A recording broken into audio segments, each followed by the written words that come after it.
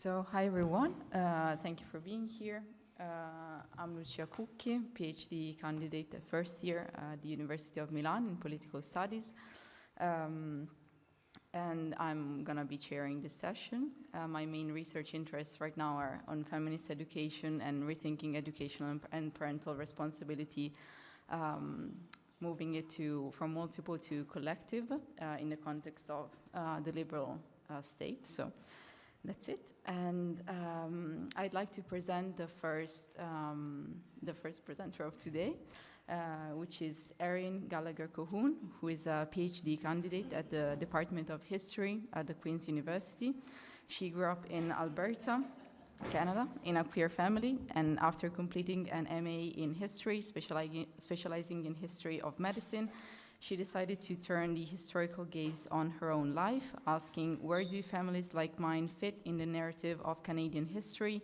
Why are queer families perceived to be a solely modern phenomenon? And how might we highlight the vibrant and at times painful histories of children raised, nurtured, and lovingly connected to queer parents and queer communities? And today, the title of the paper is Culturally Queer Childhoods, Canadian Histories of Queer Parenting from the 1980s to the 2000s. So, if you... I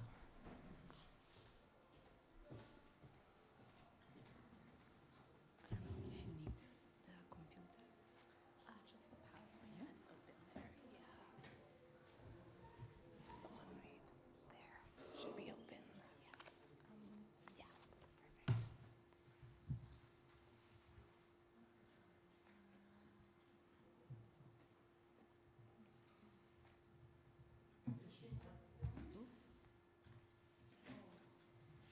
perfect.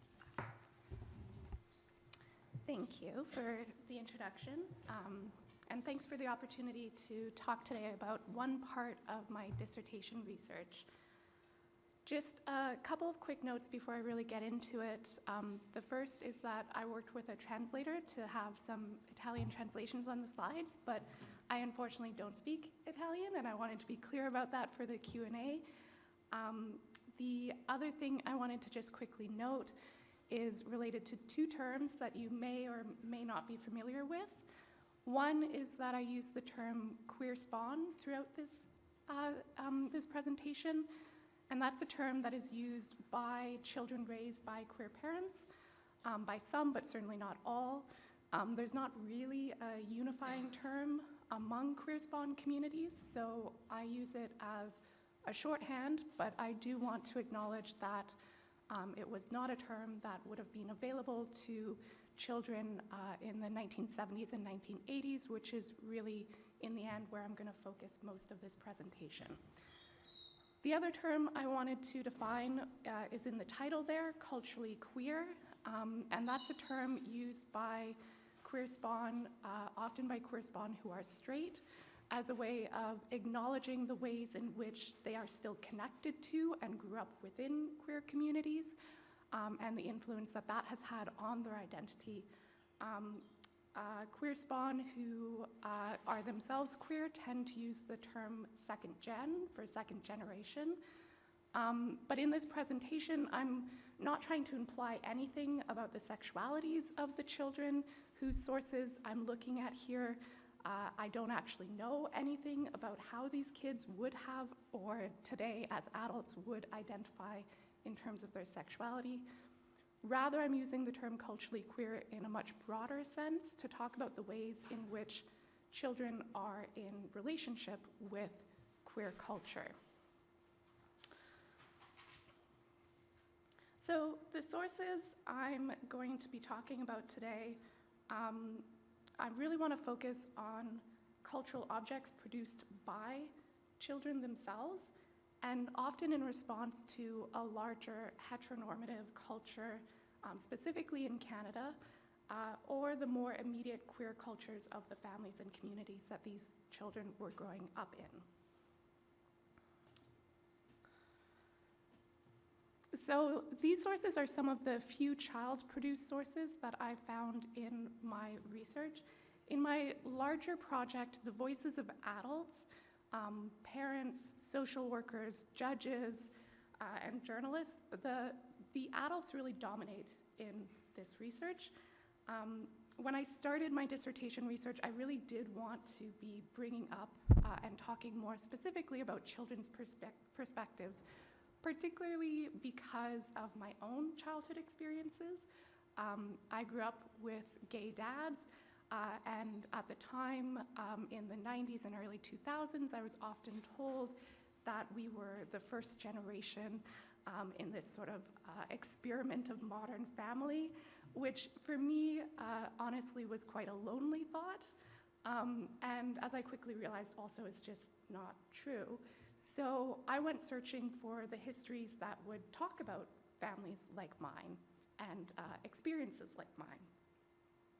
For the post-1970s period, I actually found a surprising number of sources, more than expected and much more than I had time to deal with in my dissertation. But as I said, the vast majority of them were in the voices of adults. So despite my desire to write a queer spawn history, in the end, the sources have lent themselves to histories of parenting and of the symbolic child. Social historian Sarah Matza has argued that, quote, one of the many particularities of children's history is the split it encompasses between the ill-chronicled lives of the very young and the abundant evidence of what children make adults do. And we can certainly see the symbolic child and what it makes adults do in, for example, recent anti-trans policies that are starting to sweep across Canada in the name of so-called parental rights. Kids were present throughout this history, though. They were sitting in classrooms and reading newspapers and watching TV. They were present when social workers were assessing their homes.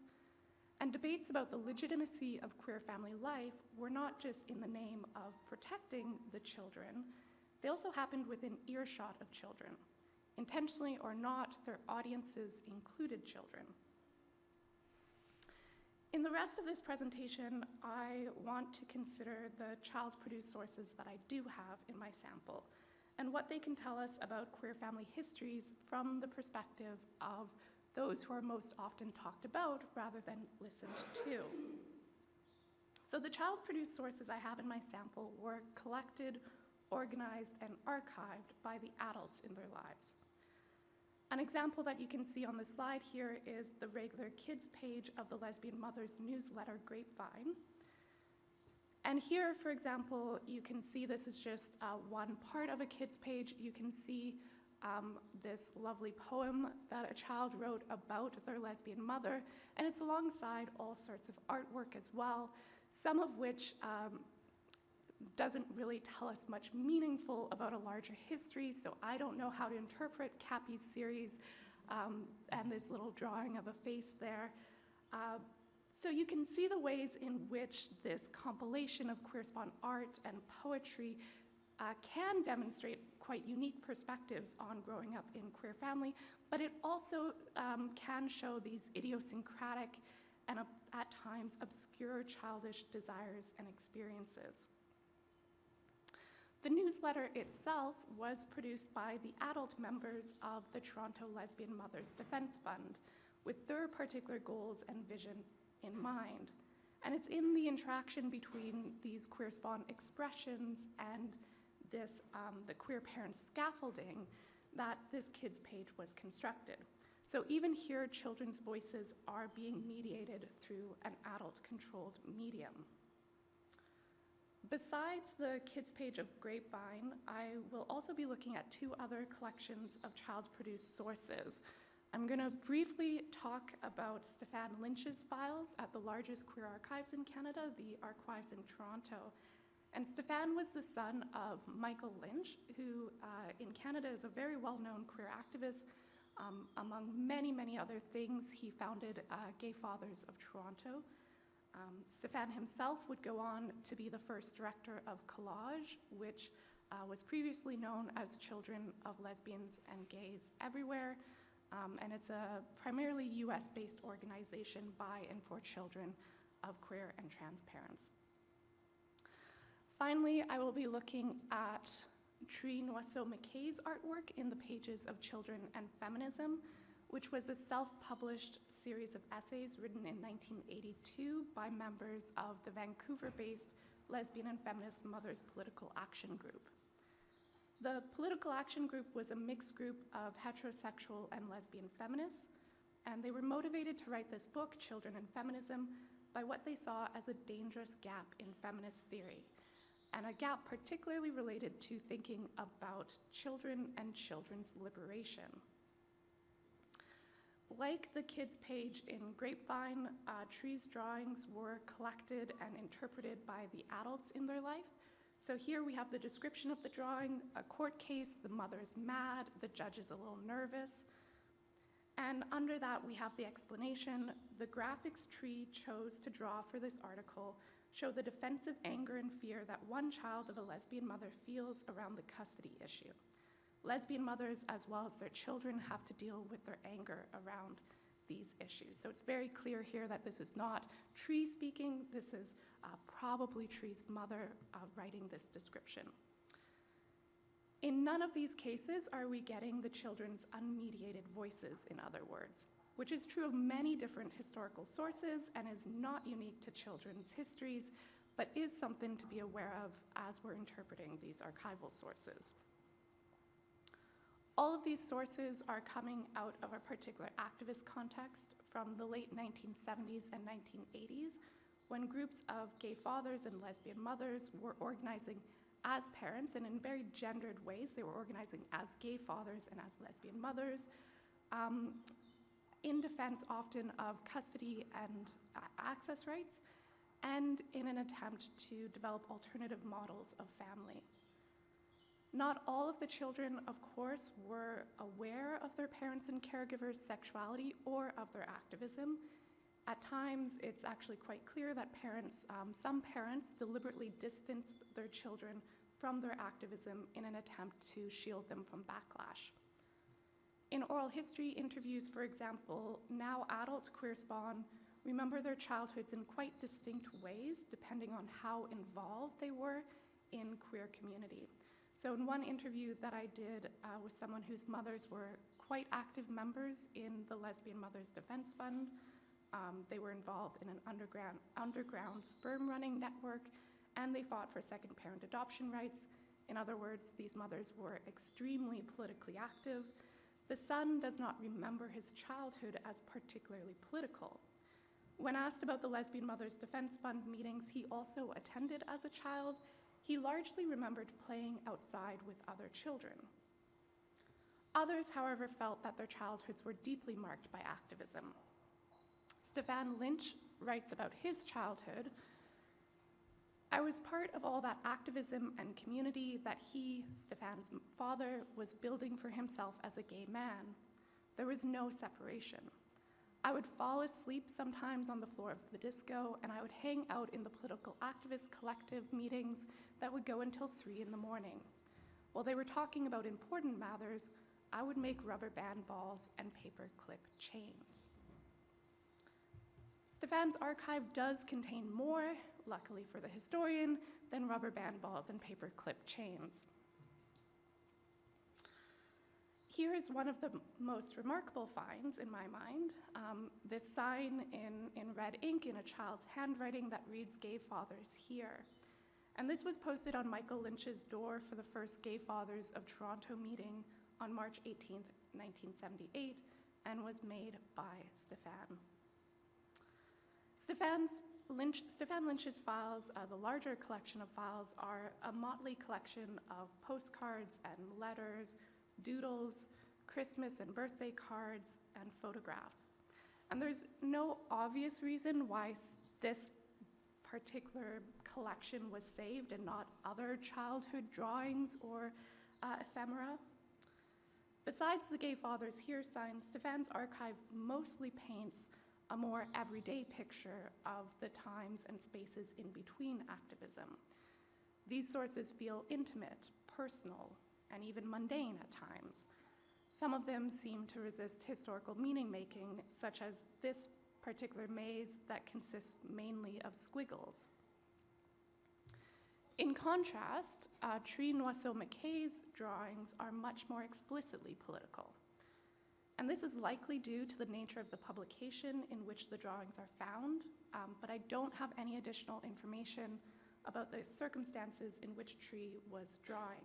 So I don't know, for example, if their mother asked them to contribute to this book, or whether growing up within this particular activist community and at the center of the feminist politics of childcare and family that they were, did Tree use art as a way of processing their particular experiences and political environment?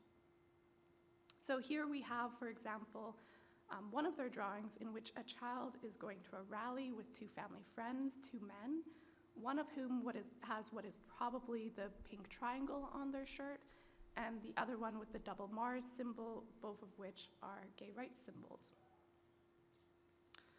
Tree also represented their experiences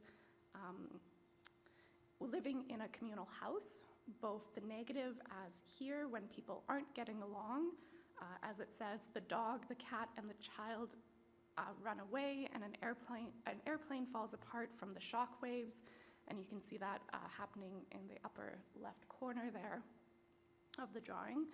So both the negative times as well as the more positive, when, as it says here, adults are talking and drinking, and some kids are talking and bouncing on the bed. Another common theme in Tree's drawings is the threat that queer parents faced in family law courtrooms. This was actually a very common theme in their drawings.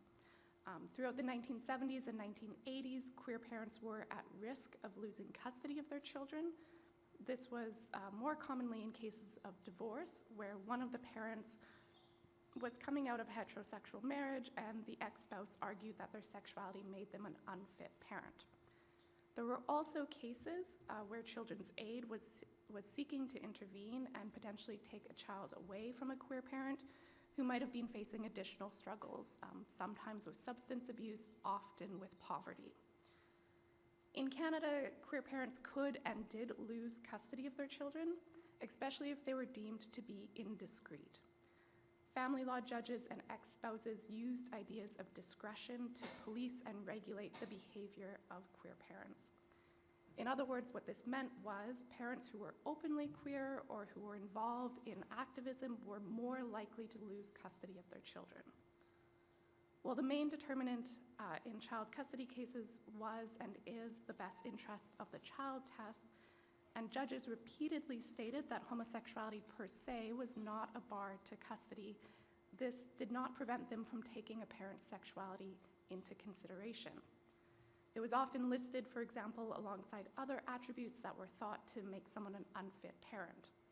And in particular, judges worried that a parent's sexuality would affect a child's psychosexual development. Or in other words, the question was, would gay parents raise gay kids? And the existence of gay kids was not seen as a positive outcome.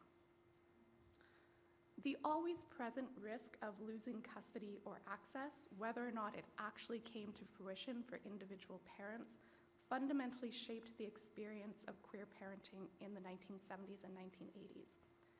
And as we can see in Tree's case, it also had an impact on queer-spawned childhoods.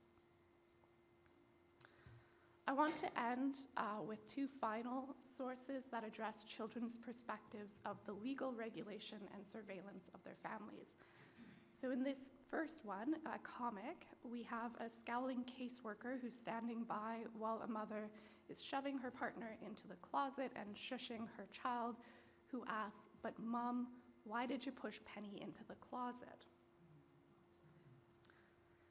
In one particularly memorable oral history interview that I did, the narrator, who was born in 1988 to a lesbian mother living in poverty, remembered the emotional toll it took on him to grow up in a closeted family, where his mother was very private about her sexuality, and in large part because of fears of the intervention of social services. He explained that, quote, "They had to be so secretive about it. It's just not something you were open about then, and especially in the case of social services. My mom made a point to point out that she tried to keep it as secret as possible because we weren't in a great financial situation. So if social services found out that she was gay or in a same-sex partnership, she was very worried that they would take me away from her.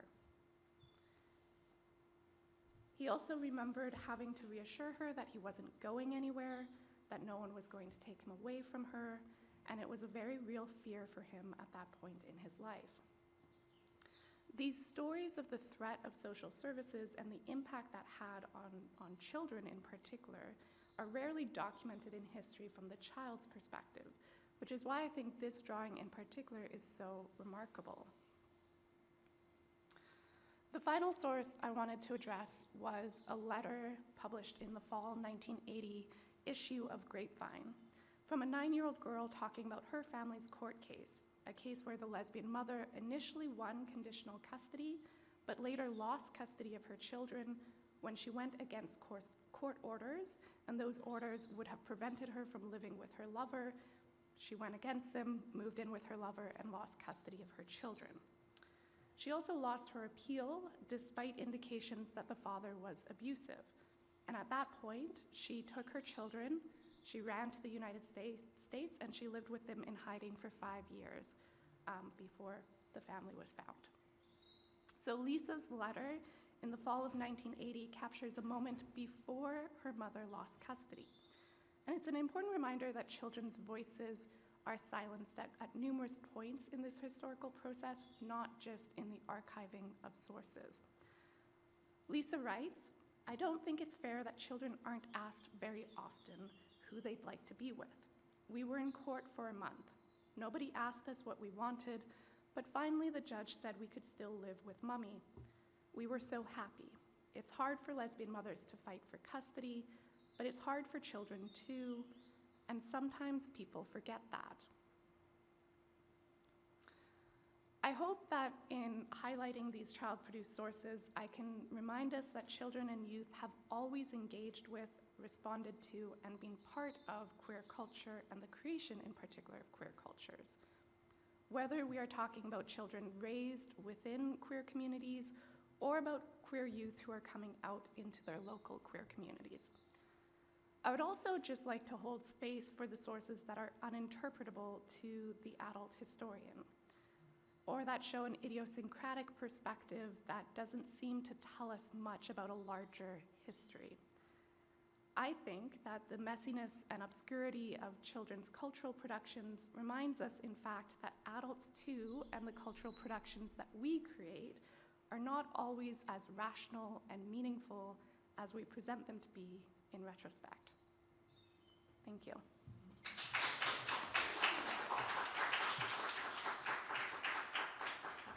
Are we doing questions at the end? Yeah, we're doing questions at the end, I believe.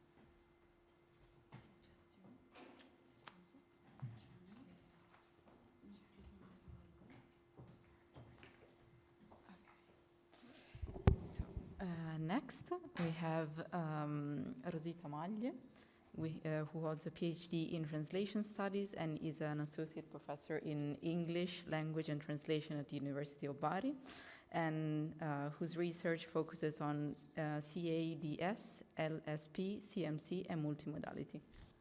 Okay. So thank you very much.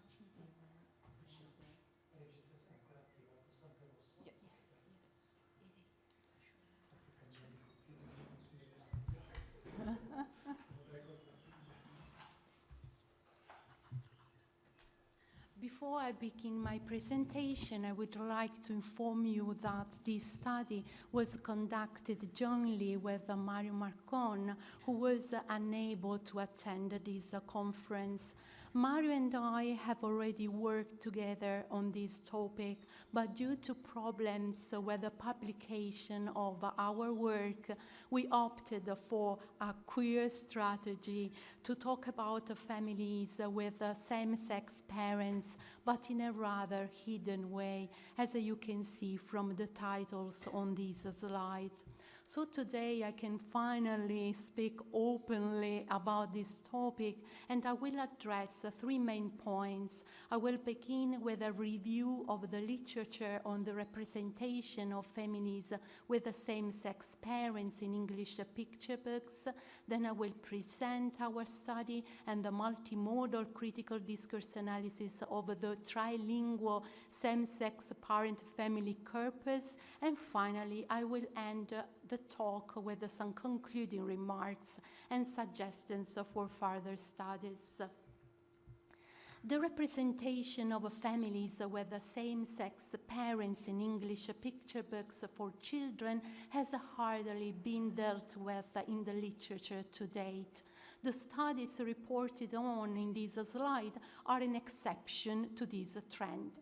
Some of this work has initially focused on the limited range of these picture books for children in libraries, for instance, and educational settings, and then has taken the form of a content analysis or a critical examination of individual texts, but relatively few works have examined the textual representation of LGBTQ+ identities in multiple books from specifically linguistic and multimodal perspectives.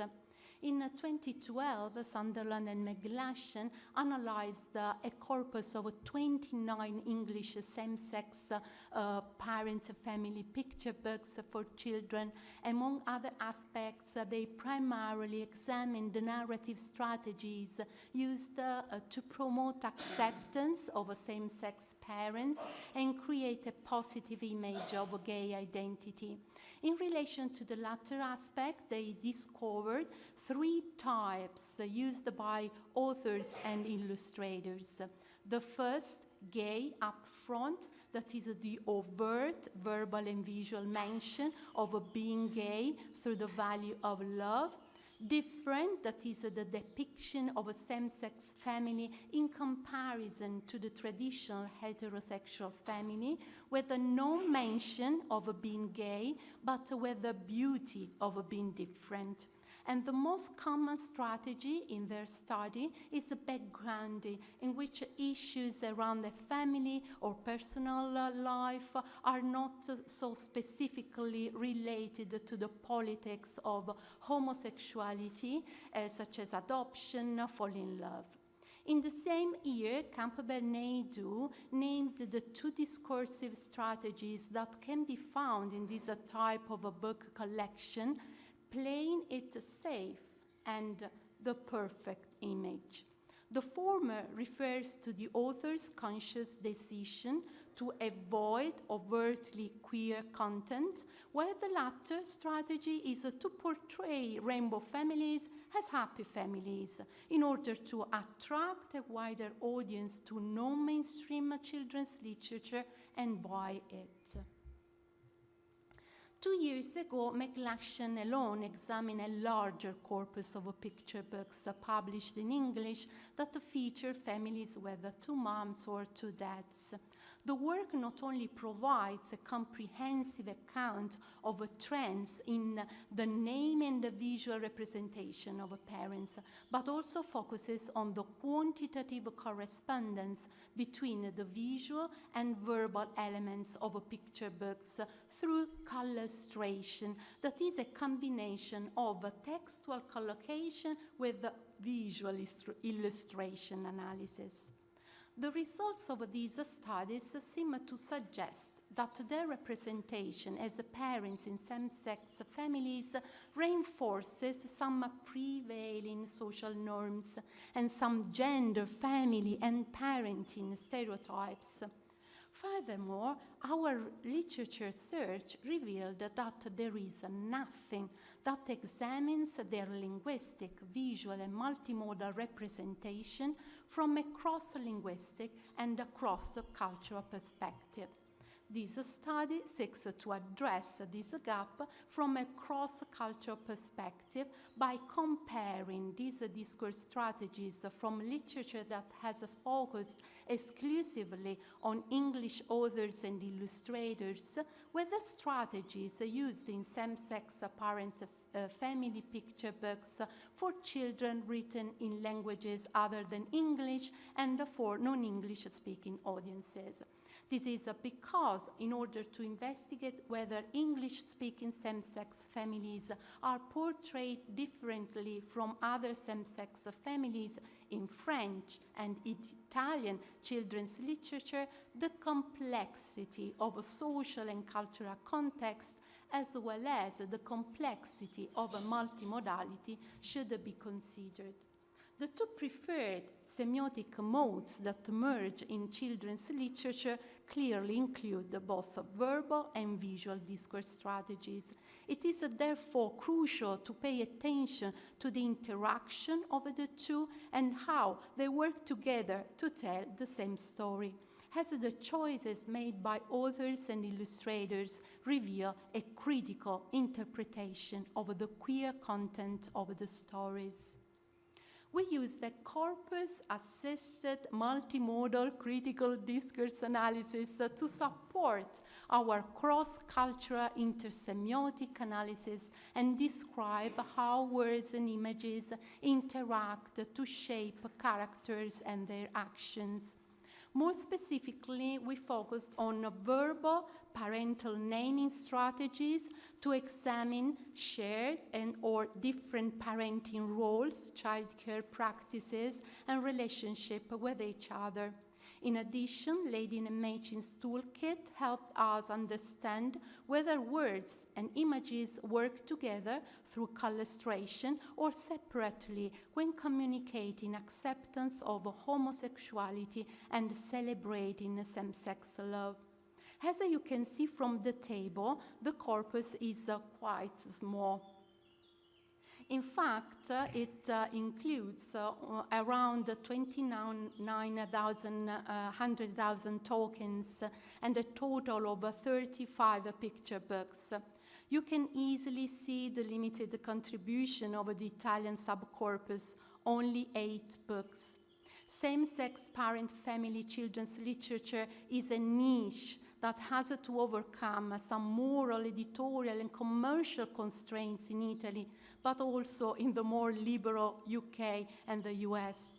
It is important to emphasize here that we are aware of the limitations of our corpus. It is relatively small by today's standards. It contains only children's literature about new family structures that are not part of the mainstream. For all these reasons, the results are necessarily preliminary. However, quantitative bias cannot be an excuse, a reason, a lullaby for linguists or other researchers to neglect or undervalue this non-mainstream literature genre. Our multimodal approach was investigated by Lady Machin, who in turn were inspired by other authors to develop this toolkit. It is not language-based, as it focuses exclusively on images and has previously only been used to analyze the photos. For this study, we adapted it and used it for the first time to analyze the drawings in children's picture books. The items of this toolkit that we selected for our multimodal study are shown on this slide. These include the denotation, who and what we see, where and when something happens, the setting, the way the characters are depicted as individuals or as a part of a group, their actions and gazes, their position and the distance from which the drawing was made in relation to the participants and objects. When we looked at the drawings and discovered all these elements, we entered them into this ad hoc table.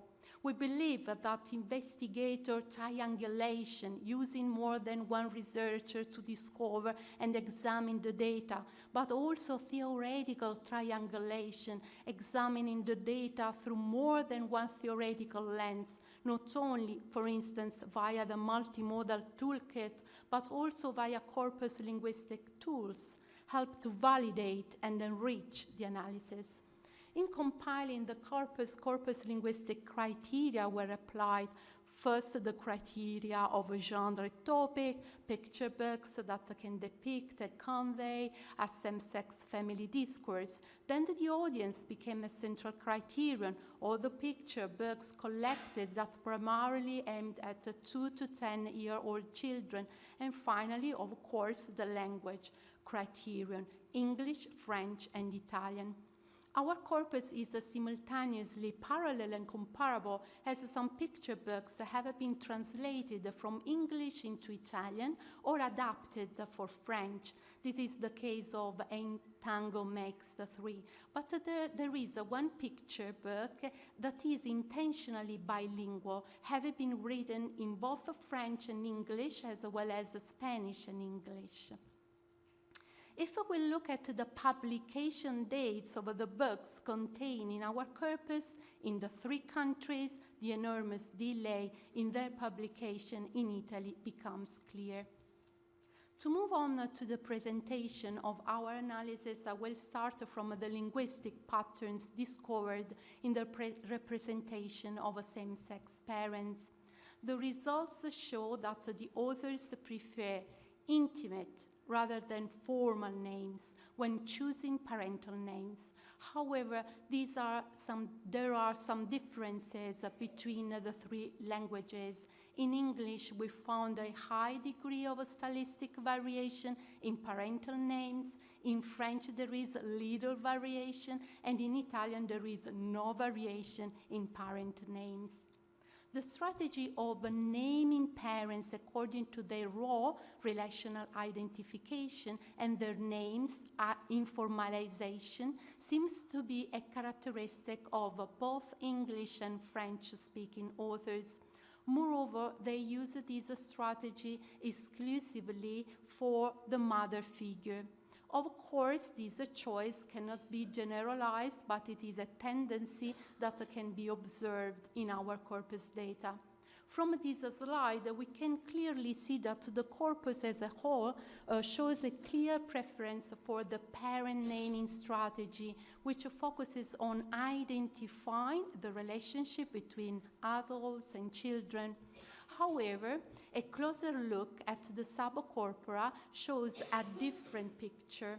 While it is true that the most common strategy for naming parents is a relational identification, it is clear that this strategy is overrepresented in the English and especially in the Italian subcorpora. In contrast, at the first glance, the French subcorpus seems to have a preference for the parent naming strategy of informalization. This means that parents can be identified by their names. This applies to both biological and non-biological parents.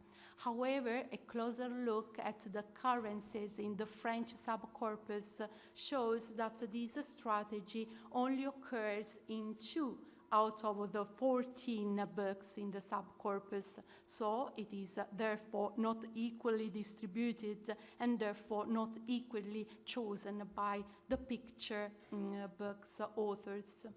And what about collustration when the visual and linguistic indices reflect each other? Let us concentrate on analyzing contexts, such as hugs, and relationships through family portraits that take place in the home. We notice, as far as verbal cues are concerned, material verbs such as laugh, hug, kiss, se prendre dans les bras, prendersi delle coccole. The visual cues that match the verbal linguistic cues are, for instance, the images that are decontextualized because there are fewer or no objects, as the focus is on the action, hugging, and its symbolic value. Please look at the heart in the image from the French La Fête de Moment, indicated by the first arrow. The participants are a group made up of family members, which always have cultural and biological connotations, even if they are animals, as in the case of the penguins and Tango Makes Three. Then the drawings often have a horizontal perspective, as they invite the reader to share in the experience of the hag, but also quite distant, and with the characters' gazes often directed downwards to convey the depth of the emotions they feel and which are shared visually. Except in the case of A Piccola Storia di una Famiglia, where, as the second arrow shows, the mother's gaze is directed towards the reader, inviting them to symbolically make a contact. For family portraits, we notice some verbal cues, such as the noun family, and the emotional verbs, such as love, aimer, amare. As for the visual cues, there is a consistency with the physical proximity of the characters, but also with their smiling poses. Both contextualized and decontextualized, even if some objects are missing or not perfectly detailed, because here again the emphasis is on the action and its symbolic value. As befits a family portrait, all family members are present. Similar to the family hugs, the participants are always culturally and biologically connotated. The hair color of their fashion style help to distinguish the parents. Unlike the family hugs, the constant horizontal angle with which the readership is invited to be present and the distance paired with the characters' gazes always invite the readership to recognize that this kinship really exists. What happens if the visual and linguistic indices do not explicitly match the one with the other? This is the case with one particular room in the house, the kitchen, even though it is not so common in our corpus and hardly matches with its visual representation on the page. It is used strategically by authors and especially by illustrators. In the book, Our Mother's House, the author describes it as the center of everything, where everyone speaks with their hearts and never with measured words. The social function of this space is also recognized in the literature in the field of multimodality, as the quote from Ladin and Machin confirms. And illustrators use this setting, above all, to fulfill two narrative functions that we cannot analyze in detail for reasons of time. First, to introduce the family directly to the characters in the story and indirectly to the readers, as these pictures show. The family is introduced through the following verbal formulas: coucou, enchanté, which are typical of greetings. Here, the same-sex parent family is presented by introducing the individual family members. And secondly, the kitchen and the table at which the family sits is used by the illustrators to explain and or reveal something important. For example, who the father of these children loves, what homophobia and homosexuality mean.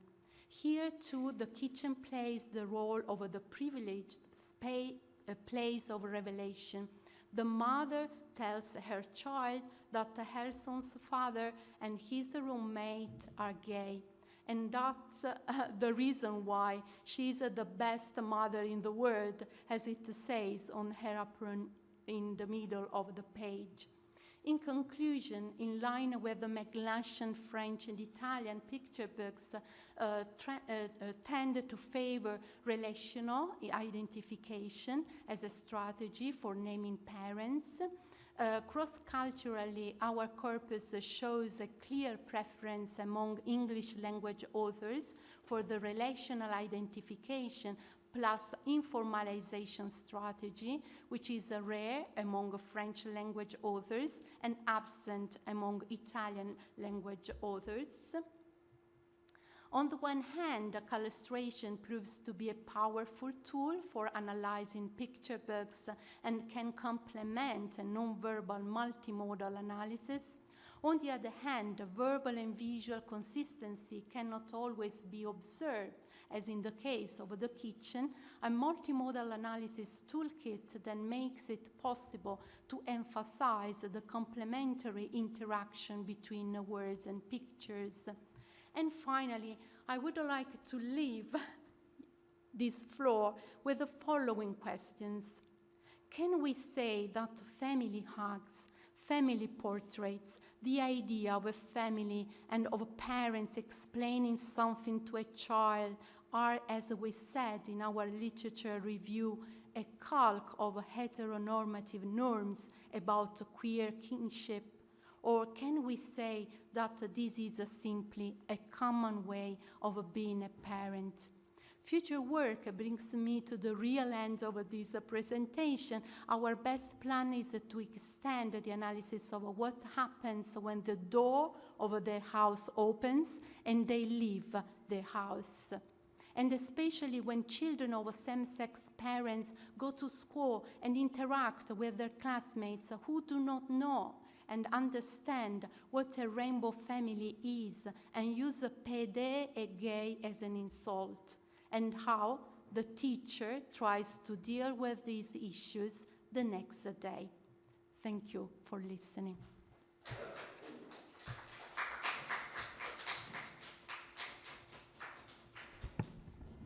Thank you. I think we can move to the last presentation. Are you presenting both or? Okay. So next presentation is going to be by Andrea S. Allen, who's an assistant professor at the Department of Anthropology at the Center of Diaspora and Transnational Studies at the University of Toronto. Overall, Allen's research has addressed matters of race, sexuality, gender, violence, and religion in Brazil and the Black diaspora. Her book, Violence and Desire in Brazilian Lesbian Relationships, highlights the experiences of lesbian women in Salvador, Bahia, Brazil, with sexual desire, infidelity, and intimate partner violence. And in addition to working on a project about queer kinship in North America with T.M. Lemos, she is conducting ethnographic research about the experiences of LGBTQ Brazilian evangelicals in Sao Paulo and Lisbon. Should I present also the other? Yes. Okay. T.M. Lemos is instead professor of theology. Oh. Okay.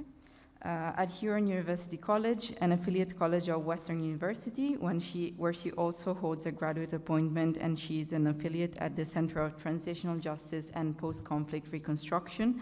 She's the author of 2 monographs, including Violence and Personhood in Ancient Israel and Comparative Context, published by Oxford, in Oxford in 2017, and a short book of essays, and she's the co-editor of 3 volumes, most recently the first volume of the Cambridge World History of Genocide in 2023, and her work has addressed issues of violence, kinship, masculinity, women's status, and many other topics. And today they're presenting limits of queer and queer kinship, sperm donors, and the promises and challenges of kinship language. Great, thank you. 2.5 years ago, we were at the house of one of my colleagues who was having Tracy, my daughter, and I over for dinner. What we expected was a fun dinner with a colleague.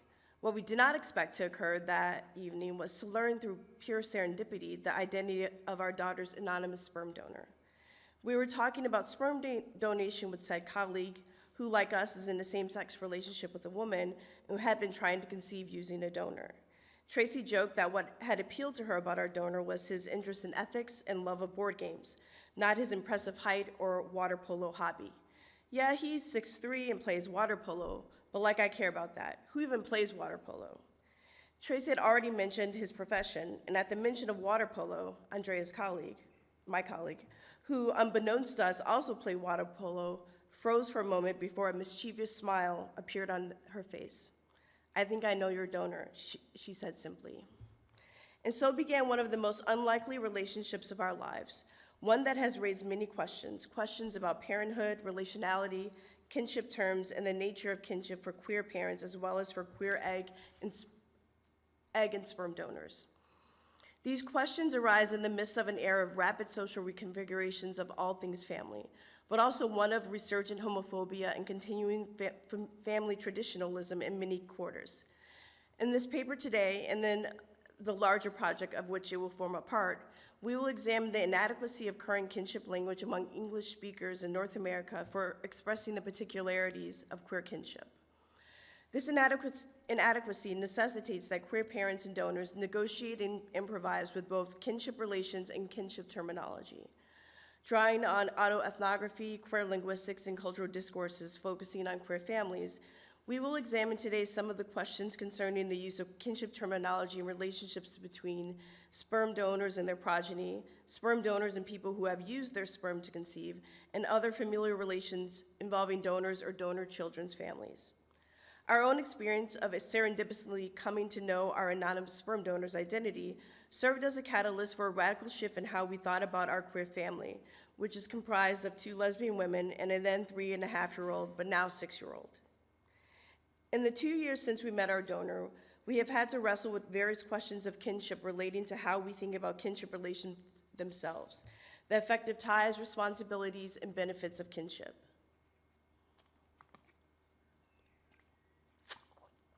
In order to express the manifold varieties of queer kinship, some LGBTQ parents in North America, and we are focusing on English-speaking contexts, choose to invent new kinship terms that either borrow from cultures and languages that are different from their own or provide new definitions for established kinship terms. However, we will consider in this paper whether such discursive choices in many cases ultimately reinforce cultural boundaries and hierarchies or point towards a pretense of culturalistness among some LGBTQ populations that is, of course, an illusion. Nonetheless, we will argue that struggles over how to speak of queer kinship not only reflect but can also begin to resolve the ambiguities and forms of kinship that did not exist as recently as 50 years ago. While queer kinship signals the need to expand kinship language, our communication neither can nor should become untethered from cultural roots. Lesbian motherhood often feels like a reconstitution at once radical and surprisingly prosaic. As Kath Weston notes, the lesbian mother is both, quote, icon and conundrum, because she reintroduces the saliency of biology and queer family configurations, even as this reintroduction downplays or further displaces biological supremacy as the defining characteristic of family. From the moment I decided that I would try to become pregnant, I knew I would be carrying not just my baby, but our baby. Tracy was an essential part in this process. We accorded value to blood, DNA, and biological influences, but didn't reduce kinship ties to mere biology. We recognize that in some sense, quote, all kinship relations are fictive, end quote, as Sandra Patton Imani writes. Since Tracy would be the non-biological mother of our child, we decided we wanted a sperm donor who shared characteristics with her, but a suitable donor, someone sharing cultural and personal traits, and who would look like her was not easy to find. Luckily, after months of searching, we found the unicorn. Tracy and this donor both have dark hair and olive skin, and both have PhDs and know several languages. They both love Scrabble, sci-fi, and pondering ethical questions. The donor, Aziz, had donated to the sperm bank anonymously, but agreed to have his identity released once any child he helped produce turned 18. So we had expected to know his identity in 2035, not in 2021. But once fate intervened, we opened ourselves to the possibility of our family potentially being reshaped through the introduction of our sperm donor into our lives, and particularly into the life of our daughter. Our first conversation with Aziz illustrated the possibilities, complications, and machinations of queer kinship. A few hours after messaging on Facebook, we met face-to-face on Zoom. Staring at the face of our sperm donor and not a blurry picture of him or snapshots of different parts of his face, that we had been given by the sperm bank, was a tremendous experience for us. As we spoke with him and asked basic questions of each other, Aziz mentioned that another family had to use the sperm to produce their 3 children. As he discussed the children, he referred to one of them as my daughter. We were both struck by this, and truth be told, Tracy's back tensed up. As a non-biological mother of our daughter, she had sometimes worried her role as mother was more tenuous. And here it was, that tension between biological and social relationality exemplified so well in just one word, daughter. What does it mean to have a daughter, to say my daughter? To Tracy, it meant that she had cared for our child from birth, that nurturing was a sufficient replacement for biology, love a monument better than gestation. If the donor could utter this phrase, my daughter, what did this mean? But what other term could he even use besides daughter? Between the three of us, we know 12 languages, yet none of those languages has a term for a relation between a man who anonymously donates sperm and the child he helps produce and will not raise. We will not refer to the offspring of a non-human mammal as a daughter, but as an offspring. Human that we are, however, offspring seems a stilted and strange term to use, as if our daughter was a four-legged creature. Such a clinical and potentially dehumanizing term seemed especially inappropriate for addressing our Black daughter. There is no word in English or in many languages for the relation between Aziz and our child. Not really. Daughter may be biologically or genetically accurate, but it is not socially or culturally indicative of their relationship. Despite our queerness, Tracy and I had not given much thought to how our sperm donor would characterize and name his relationship with our daughter. A couple of months later, we raised our concerns with him, something that we were able to do because of the easy rapport we had established with a man who was in reality exactly how he presented himself on paper. He told us that he does not actually use the phrase my daughter in front of the other family, nor does he think that he is raising her. Instead, the phrase was the indication of his relationship with her and not her relationship with him. This is obviously an atypical use of the phrase, but if Aziz did not say daughter, what term could he even use? Is there a term that will not raise eyebrows or risk bruised feelings, a term that signifies, as other kinship terms do, a very particular form of relation? We know what the term uncle means, or stepmother or widow, but if existing terms for family do not suffice, how do we generate new ones so that they can serve the purpose relationship words are meant to serve, which is to indicate how we relate? Interestingly, Aziz's use of the phrase my daughter was indicative of his own understanding of this relationship, more for his own discernment and less for others. This queer understanding of kinship terms invites new possibilities for the ways in which sexual and gender minorities who use egg sperm donation, RIVF, and other forms of artificial reproduction are well positioned to take an agentive role in the restructuring and expansion of kinship terms. Aziz's understanding of kinship is queer in our view, because it represents how queerness can emerge as the, quote, at the excluded margins of historically and culturally variable heteronormative systems, in the words of linguists Mary Buchholz and Kira Hall.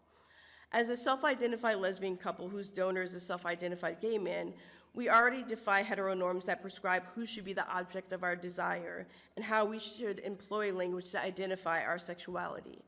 Accordingly, it follows that many queer people find it pivotal to exercise agency in choosing certain relationship words for themselves, a phenomenon that is lacking among the great majority of heterosexual people, whose language reflects dominant discourses about sexuality and identity. Often, queer parents cannot fall back on the powerful language models and imagery of parenthood, either because these have been explicitly denied to them or because the strictures involved seem not to encompass the contours of their identities. Paradoxically, these limitations can bring a greater agency and choice over language. The performative nature of queer kinship terms calls into question, quote, the notion that either gender or sexuality is natural, by maintaining that both acquire social meaning only when physical bodies enter into historically and culturally specific systems of power, to again quote Buchholz and Hall. Thus, queer kinship relationality and terminology make plain the social construction of women as mothers, men as fathers, and the cultural situatedness of the notion that families consist of mothers, fathers, and children. Yet, despite their agentive forms of kinship, making and naming, queer people must grapple with historically and culturally specific systems of power that explicitly dismiss and at times erase queer kinship. As we contemplate how to identify Aziz and his relationship with our daughter, we have asked ourselves the following questions. Could any term that we generate for him ever rival the discursive power of the word father? Could a term indicating donor offspring ever have the social potency of the words daughter and son? And would we want them to? Now Tracy's we're switching. Our daughter's back there, so one of us needs to sit with her.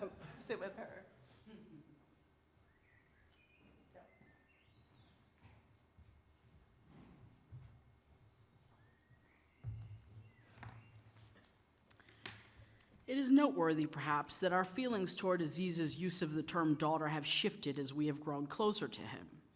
In the past 2.5 years, he has seen our daughter almost monthly.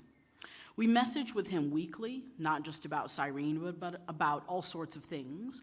Considering the deep love we both feel for our daughter, a child that this man was pivotal in creating, and one he has shown so much interest in getting to know, it is unsurprising that questions of terminology have grown less fraught as time passes. As we reflect on our blossoming relationship, we contemplate what we want from and for Aziz and what he wants from us. These questions point us toward the paradoxes of this process of creativity generating human beings, human relations, and terms marking relations. We seek terms that capture who we are to each other, and yet who we are is shaped by language that already exists. Even within the dominant linguistic systems of North America, English kin terms involve shades and contours revealing complexity. In many ways, kinship has always been queer or slant, to draw on Sarah Ahmed's language. Another remarkable aspect of our queer kinship journey is the fact that through coming to meet and know our donor, we have also had the opportunity to meet 4 of our daughter's donor half-siblings. Many queer families refer to this relation as dibblings, though the term is not uncontested even within our own household. When we first met Aziz, he only knew of 3 children, all 3 from the same biological mother and non-biological father.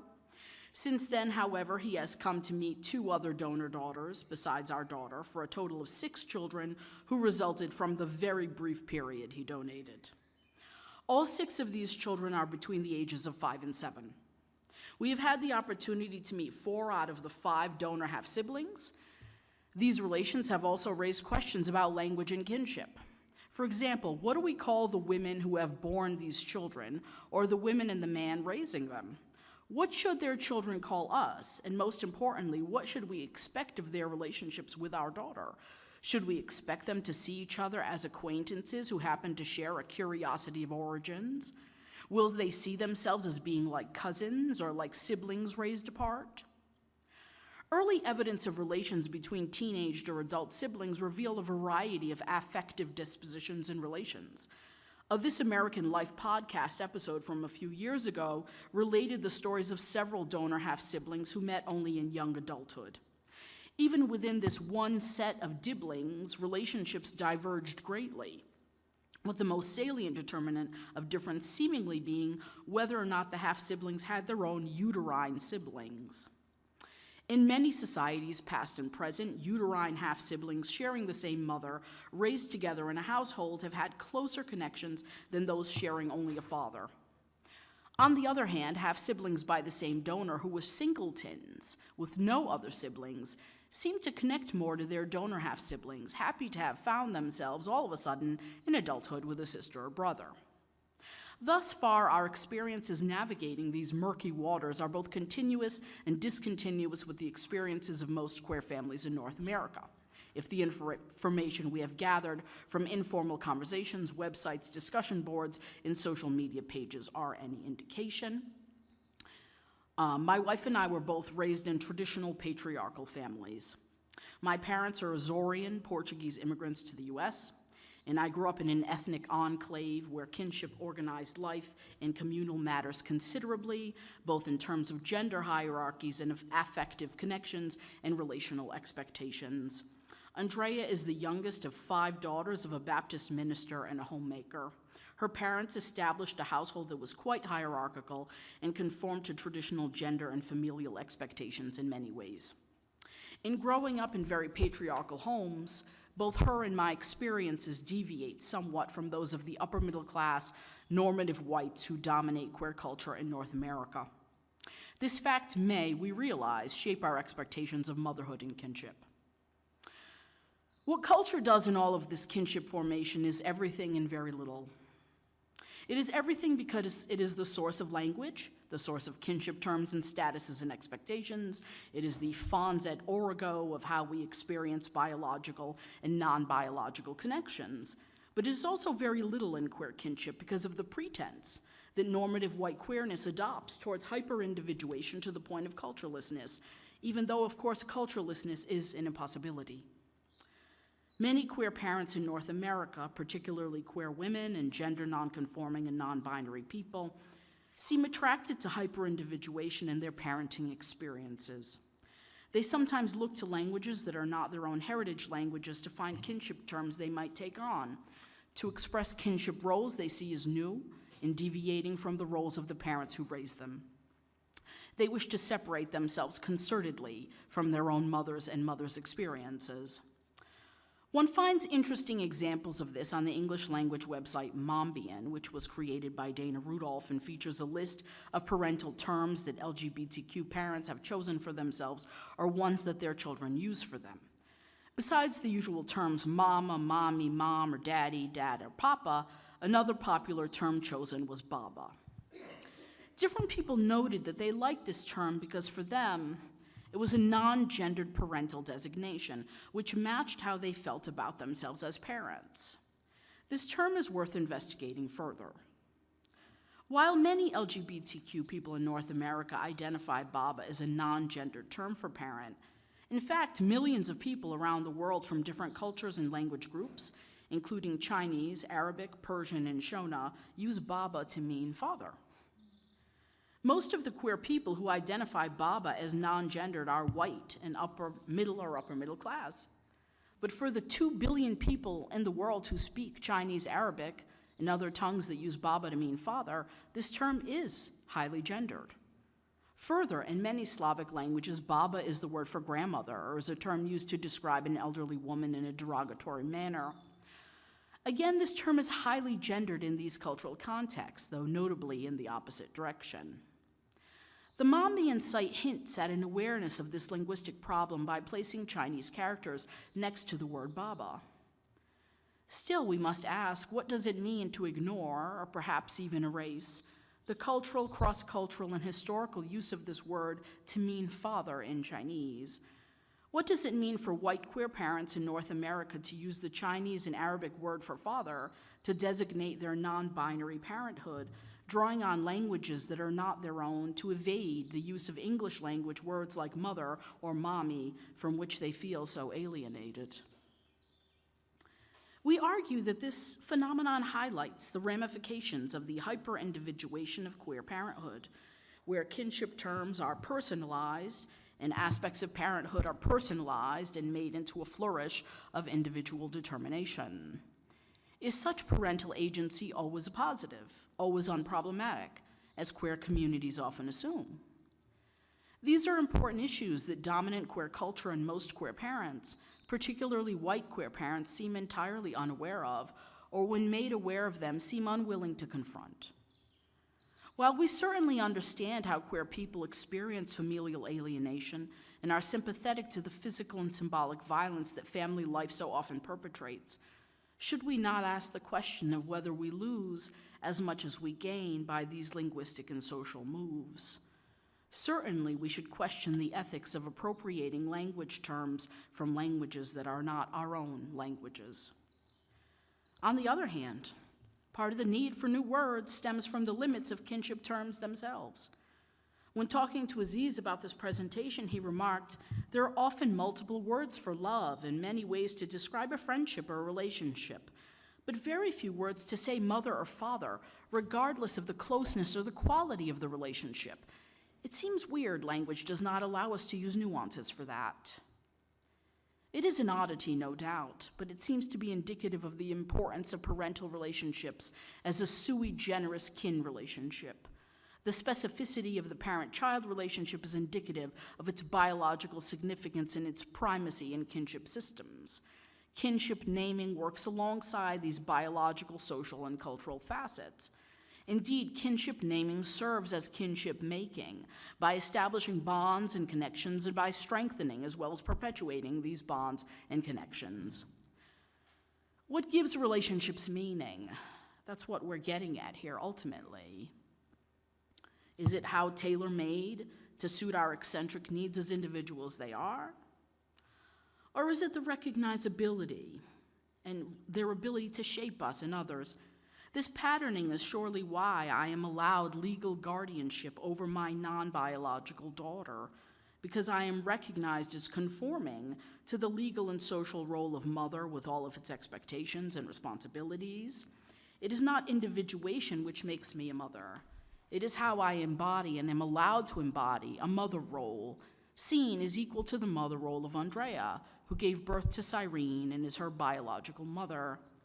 In the eyes of legal institutions, as well as in the eyes of other parents dropping off their children before school, it is recognizability and replication of a predetermined role that gives the relationship meaning and social and legal force.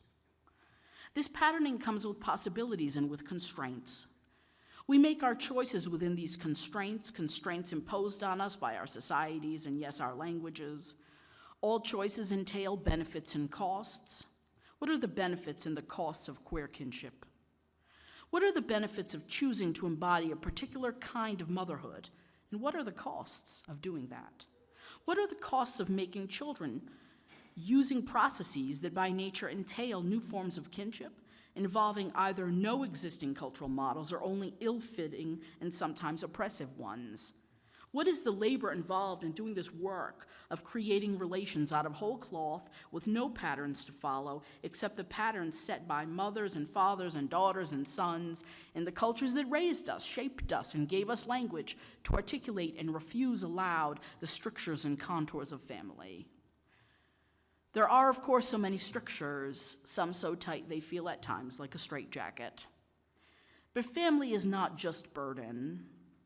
It is also a liberation, as we are liberated through our children from the limits of our own bodies and our own lives as we bring forth and cultivate a new person, new people whose bodies we hope will outlive ours. Finite life becomes legacy.